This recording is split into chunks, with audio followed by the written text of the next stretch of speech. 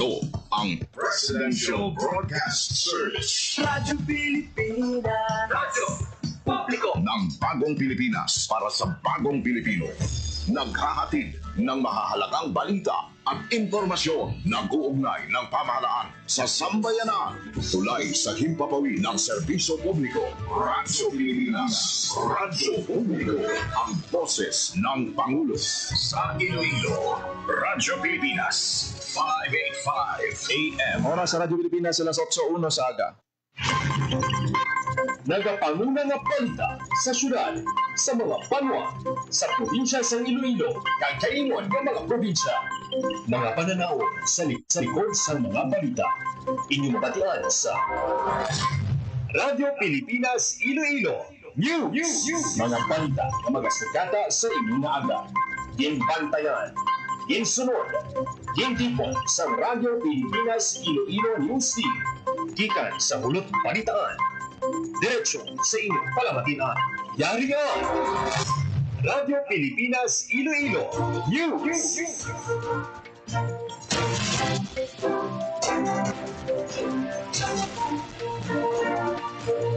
Mayong mga Pilipinas, good morning Western Visayas. Welcome sa Radyo Pilipinas News. Sa buong adlaw sa Lunes, Setyembre 29, tuig 2025. Ako ang inyo tagbalita, Junel Baclay, kagkaroon sa aton mga Pangulong Dinalan. Halitan sa Western Visayas, bangod sa kasod-asod nga bagyo, naglabot sa masobra 45 milyones pesos. 29 million pesos ka balor sang relief assistance na panagtag sang DSWD sa mga naapektuhan sang bagyong Opong sa Western Visayas. Kaso sang dengue sa probinsya sang Iloilo naglabot na sa masobra 4,700. 30 sa 43 ka mga munisipyo sa probinsya na apektuhan sang bagyong Opong. Bacalian Bridge sa Sebastian Antique hindi maagyan bangod sang pagkaguba. Isa missing sa Antique bangod sa paglabay sang bagyong Opong. 8,000 ka pamilya naman sa Negros Occidental na apektuhan sang bagyo. Banwas ang Ibahay Aklan gindeklara ang state of calamity.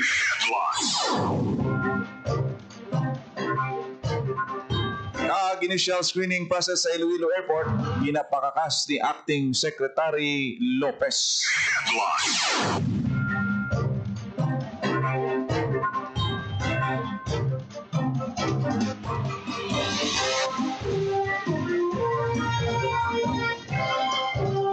Oras sa Radyo Pilipinas, alas 8:05 sa aga, kagkaroon sa detalye na sa aton mga balita lokal. Pilipinas. Radyo Pilipinas News.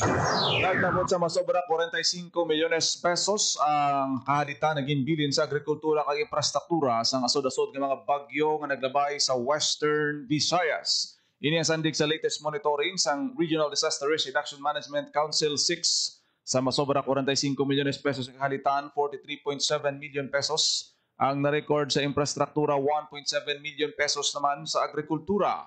Ang mga nagkalaguba nga infrastruktura, amo ang flood control project, pananom kagamitan sa pagpanguma, ang na-record sa probinsya sa Iloilo, Guimaras, kag Antique. Naglabot naman sa 1,600 ka mga balay sa Western Visayas, ang naguba bangod sa malain nga tiyempo. Radyo Pilipinas. Radyo Pilipinas News. 29 million pesos nga balor sang relief assistance na panagtag sa pumuluyo sa Western Visayas nga naapektuhan sang habagat kag bagyong Opong. Radyo Pilipinas. Radyo Pilipinas. Balita ni Marian Grace Carenieta. Naglabot na sa masobra 29 million pesos na bilis ang assistance ang napalabot sa mga pamilya sa Western Visayas nga naapektuhan sa mabagat naging pamaskog sa bagyo Mirasol, Nando kag Opo. Sa masobra 29 million pesos na ginhatag na relief resources, masobra sa 27 million pesos ang ginhatag sa Department of Social Welfare and Development Field Office 6, masobra sa 2 million pesos ang mga lokal nga panguluhan, kag masobra sa 26,000 pesos ang mga non-governmental organization. Sa kabubusan nga masobra sa 29 million pesos na ginhatag nga relief resources, masobra sa 6 million pesos ang ginhatag sa mga apektado sa Aklan, masobra sa 5 million pesos sa Antique, masobra sa 3 million pesos sa Capiz, masobra 1 million pesos sa Guimaras kag masobra sa 9 million pesos sa Iloilo.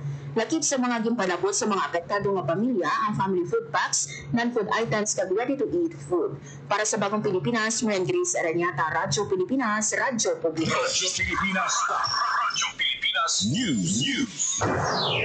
Masobra 355,000 nga mga individual sa Western Visayas na apektuhan man sa bagat kag bagyong Mirasol, Nando kag Upong. Radyo Pilipinas. Radyo Pilipinas. Sa detalles sang balita. Naglabo sa masobra 355,000 ka individual sa Western Visayas ang naapektuhan sa mga bagat na gipapaskog sa Bagyo Mirasol, Nando kag Upong sandig sa datos ng Department of Social Welfare and Development Field Office 6. Gimpahayag ni Angelo Miranda, Information Officer sa Disaster Response Management Division sa DSWD6, nga naglabot sa 355,548 ka individual ang naapektuhan sa habagat kag gimpabaskog sa mga bagyo. Apektado sa weather disturbances ang mga probinsya sa Aklan nga may masobra sa 49,000 ka individual, Antique nga may masobra sa 114,000 ka individual, Capiz nga may masobra sa 58,000 ka individual, Iloilo nga may masobra sa 59,000 ka individual, Iloilo City nga may masobra sa 38,000 ka individual, kag probinsya sang Guimaras nga may masobra sa 34,000 ka individual.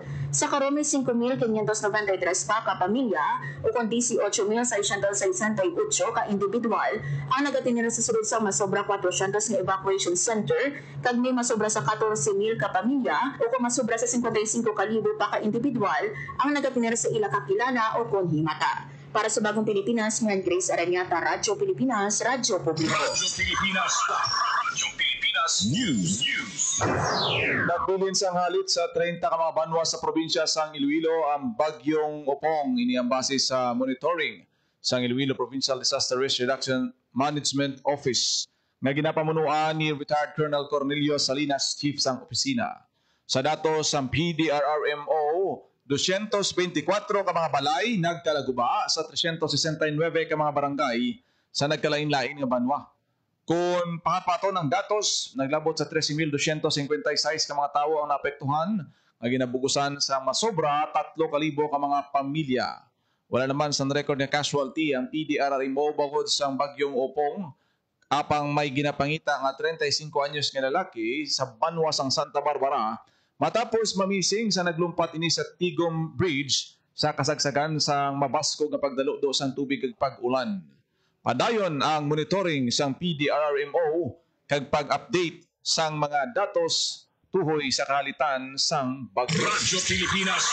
Radyo Pilipinas News. Sa siyudad sang Iloilo, naglabot sa 10,624 ka pamilya ang naapektuhan sang bagyong Upong sa nabigad nga simana. Sa datos ng Iloilo City Operation Center, yara sa masobra 40,000 ka mga individual ang naapektuhan kag yara sa 348 ka pamilya o kung masobra 1,000 ka individual ang ginpang-evacuate.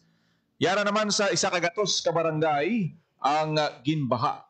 Nagpalabot sa masobra 700 ka mga food packs ang Iloilo City Social Welfare and Development Office sa mga lugar nga naapektuhan sang bagyo. Radyo Pilipinas.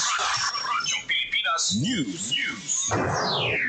Nagapabilin ngayon pa sa Bolo kung hindi magyan ang tanan nga klase ng salakyan ang Bakalan Bridge sa Sibaste Antique matapos ang structural damage kasunod sa mabaskog na baha dala sa bagyong Upong. Ginpahayag ni Engineer Godwin Ledesma, Regional Equipment Management Division sang DPWH. Ginahanda sang ahensya ang pag-install sa Bailey Bridge bilang temporaryo nga solusyon agad babalik ang connectivity samtang ang Taytay gapaidalo naman sa full repair.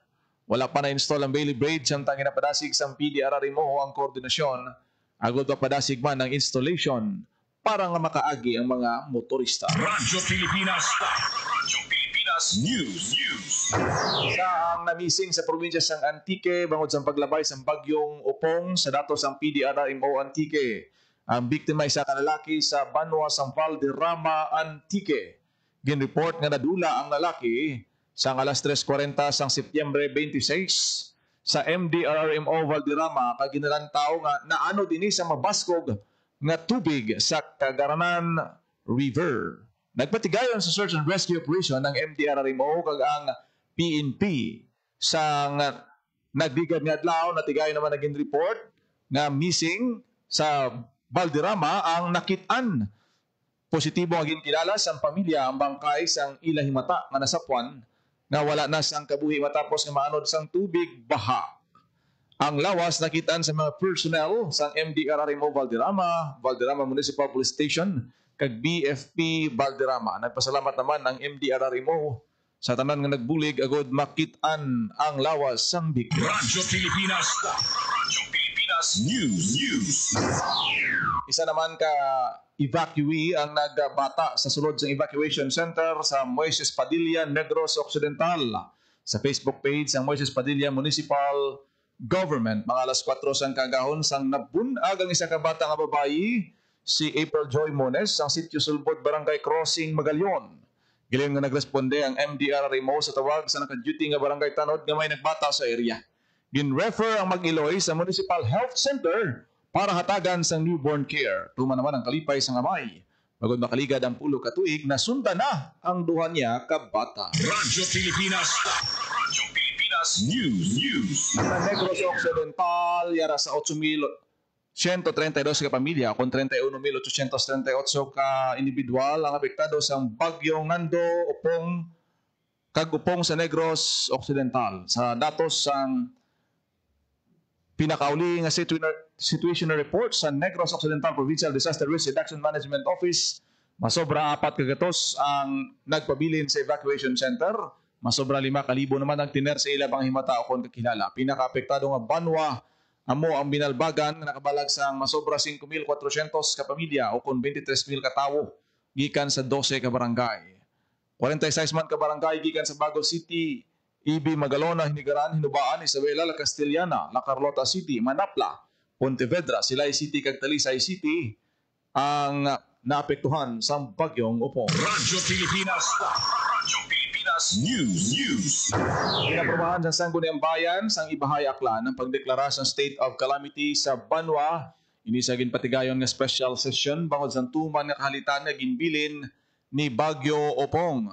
Sa ginpatigayon nga monitoring sa Banwa, may 35 ka barangay sa Ibahay ang naapektuhan sa bagyo sa diin nagkalaguba ang pila ka mga infrastruktura kag pati ang sektor sang agrikultura ang nahalitan. Sa pagdeklara sang state of calamity sa Banwa, gintagaan man sang otoridad sang SB ang alkalde sang Banwa nga gamiton ang calamity fund nagud mabuligan ang mga naapektuhan nga residente kag makayo ang mga nagkalaguba nga edipisyo sang bagyo. Maglawas ini maggamit man ang pondo sa masangkad nga relief operation sa Banwa. Radyo Pilipinas. Radyo Pilipinas News. Nakalista sang 1,639 ka mga balay nga nagkalaguba sa Western Visayas tugas ang bagyong Upong. Lakip sa nga bagat ng pabaskog sa kasudasod nga tropical cyclone. Sa datos sang Office of the Civil Defense Region 6 yara sa 1,574 ang partially damaged nga mga puluyan, 65 naman ang totally damaged. Pinakamalabong na balag sa probinsya sa Aklan na naglabot sa 911, sa diin 886 ang partially damaged kag may 25 nga totally damaged. Samtang ginasundan naman ini sa Iloilo nga may 465 ka mga partially damaged nga puluyan, 20 naman ang totally damaged. Sa Antique 173 ang partially damaged, 69 naman sa Capiz, isa ang nagikan sa probinsya sang Guimaras. Naibaluhan nga pilaman ka mga area sa Western Visayas ang ginpaydalaw sa signal number 1 kag 2 sang naglaslas ang bagyong Upong sa natugan nga Sima. Radyo Pilipinas. Radyo Pilipinas News. Nagdangat sa 30 naman ka panimalayan nagkalaguba dala sang pagpanalasa sang bagyong Upong sa siyudad sang Iloilo. Sa report sang Iloilo City Disaster Risk Reduction and Management Office o CDRRMO, lunsay partially damaged ang mga balay. Samtang yara naman sa 26 ka mga kahoy nga nagkalatumba kag 4 ka mga poste. Angot sini nagdangat sa masobra 40,000 ka individual ang naapektuhan sang bagyong Upong. Naghatag naman sang bulig ang Iloilo City Social Welfare and Development Office sa mga naapektuhan nga pamilya. Radyo Pilipinas. Radyo Pilipinas News. Kaso sang dengue sa probinsya sa Iloilo masobra na sa 4 4,700. Radyo Pilipinas. Radyo Pilipinas. Sa detalye ang balita ni Marian Grace Serenia. Nagsaka na sa masobra 4,700 ang kaso sa dengue sa probinsya ng Iloilo siningatong ig. Sa datos ng Iloilo Provincial Health Office as of Morbidity Week 38 o kung naman Enero 1 to September 20, nagsaka na sa 4,706 ang kaso sa dengue sa probinsya o sa 17 ang napatay. Kung ikumpara sa panahon ng Morbidity Week sa 2024 na may 9,809 na kaso, kag 29 nga napatay, nagbubo sa 52% ang kaso sa dengue sa probinsya siningat 2025. Nagkapanguna ng LGU na may pinakamadamo ang kaso sa bunga tuig ang Banyas sa Uton na may 361 ka kaso, ginsundan sa Haniwan na may 260, San Joaquin na may 256, Dumangas na may 229 Cagayan na may 219. Samtang sa 17 nga dengue fatality siningat tuig, 3 ang na-record sa Balasan, tigdunga sa Patotan kag Carles kag tig-isa sa mga Banwas ang Uton, Dumangas, Lambunaw, Tigbawan, Concepcion, Sara, Estancia, San Rafael, Dueñas, kag syudad sang Pasig. Kalabanan sa mga nagkadengue sa probinsya ang yara sa edad ng 1 to 9 years old. Panugyan sa Iloilo PHO sa pumulo ng padayunon ang pagsunod sa 4S strategy kontra dengue. Ang search and discern mosquito breeding sites, self-protection measures, seek early consultation kung may nabatsagan na simptomas ang dengue, kag support fogging or spraying in hotspot areas. Para sa Bagong Pilipinas, may Grace Areñata, Radyo Pilipinas, Radyo Publiko. Radyo Pilipinas. Radyo Pilipinas News. Ginmando ni Ating Transportation Secretary Giovanni Lopez sa pamunuan sa Iloilo Airport nga kakson ang initial security screening process sa paluparan. Iniagod maligwang espasyo sa sulod sang airport kag para hindi maginutok sa check-in ng mga pasahero. Suno kay Lopez nangin redundant ang proseso sa paluparan bawat may hiwaton man nga security check bago makasulod ang mga pasahero sa boarding gates. Payag sang acting secretary ang tikang nakalinya sa mga direktiba ni Presidente Ferdinand R. Marcos Jr. na panamion ng eksperyensya sa mga biyahero pinagi sa maayo nga proseso kag pasilidad sa tanan nga paluparan sa pungsod. Sa gidhiwat nga inspeksyon sa Iloilo Airport, ginatagan ni acting DOTR Secretary ang paluparan sang 15 kadlaw para makasumite sang action plan bago ang polisiya. Magluwas na rin man duman sa Tiglicom sa airport management ang padasigon ang plano nga pagpalapad sa passenger terminal building sa Iloilo Airport kag pagpatuman sang automated check-in nga may facial ID recognition ilabi na sa peak hours. Ginpasiguro ni Lopez sa publiko nga padayon ang modernisasyon sa mga regional airports sa pungsod bangod nagataigo lang nga mabatsyagan sang kada pasahero ang best travel experience. Radyo Pilipinas. Radyo Pilipinas News. Payawa family sa Antique ang isa sa mga ginpasidunggan sa National Family Congress sa Malacanang. Radyo Pilipinas. Radyo Pilipinas. Sa balita ni Marian Grace Erenian. Isa ka pamilya gikan sa probinsya sang Antique ang ginpadunggan sa ginhiwat nga National Family Congress sa Malacanang Palace. Ang pamilya Bayawa gikan sa Kaluya Antique ang isa sa 17 kahuwarang patuloy pamilya awardee sa Bugos nga Pilipinas. Nagbato ng Bayawa family sa Plaque of Recognition gikan sa Department of Social Welfare and Development Pantawid Pamilyang Pilipino Program National Program Management Office. Ang pagpadungog sa mga pamilya ang kabayan sa week-long celebration sa National Filipino Family Month. Ang tuigan nga selebrasyon nagatuloy nga kilalahon ang mga pamilya nga dedikado sa pagbulig hindi lang sa pagpanami sa ila pamilya kundi pati man sa ila komunidad. Para sa Bagong Pilipinas, Juan Grace Areñata, Radyo Pilipinas, Radyo Publiko. Radyo Pilipinas. Radyo Pilipinas News. Nagresponde ang Institute of Marine Fisheries and Oceanology Quick Response Team sa University of the Philippines, Visayas sa isa ka report nga may mga bagong buto nga pawikan nga nakitaan sa baybayon sakop sa Barangay Bakawan, Miagao, Iloilo. Yun pa ibalo sa mga residente nga mga empleyado man sa University of the Philippines, Visayas, Sanday Ray Nuneza kag John Michael Muleta nga may nakitaan sila nga duha ka mga gagmay nga pawikan sa Setyembre 26 nga sang naglaslas ang bagyong Upong. Yun padulungan sa quick response team ang lugar kag nakita ang 117 tanan ka mga itlog. Sa 117 ka itlog, 104 ang nagbuto kag 13 ang nagapabilin nga unhatch. Nagpasalamat naman ang IMFO QRT sa mga residente kag opisyales sa Barangay Bakawan kag lokal nga panguluhan sa Miagao sa ila kooperasyon kag assistance para sa coastal protection kag biodiversity conservation. Radyo Pilipinas. Radyo Pilipinas News. Nakasulod sa top 5 Finalist ang Iloilo Province sa 2025 Most Business-Friendly Provinces sa Bilog nga Pungsod, Pilipinas. Ginpahayag ni Iloilo Governor Alton Defensor Jr. nga ang mga pagkilala nagapakita nga nagasanyog ang probinsya sa trade lakip na ang ginatibong investor-friendly environment.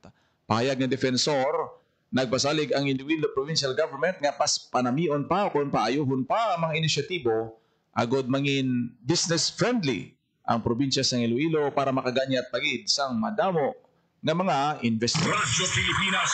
Radyo Pilipinas News. Oras sa Radyo Pilipinas, alas 8:23 na sa Radyo Pilipinas. Radyo Pilipinas.